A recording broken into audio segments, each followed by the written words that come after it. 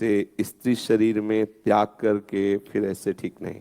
आप संसार को स्वीकार किए हैं तो अपने कर्तव्य का पालन करने के लिए अपने पति को अनुकूल कीजिए, फिर वृंदावन का आश्रय वास ये स्वीकार कीजिए।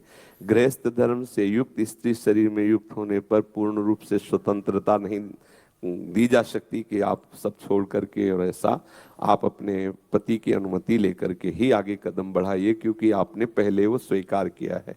आपने पाणी ग्रहण संस्कार किया, चाहे पुरुष शरीर हो चाहे स्त्री शरीर हो।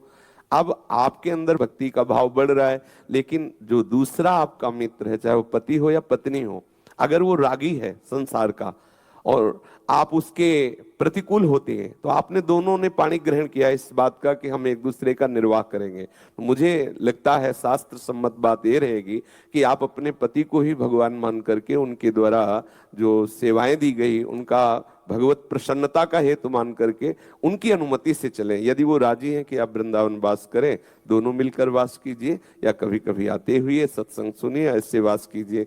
मुझे ऐसा लगता है कि पति से विरोध करके वृंदावन वास करना उचित नहीं।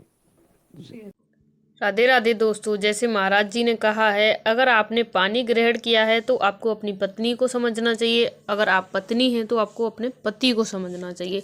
एक गृहस्थ जीवन में रहते हो तो आपको पूर्ण आज़ादी कभी नहीं मिल सकती है, जैसे महाराज जी ने कहा है।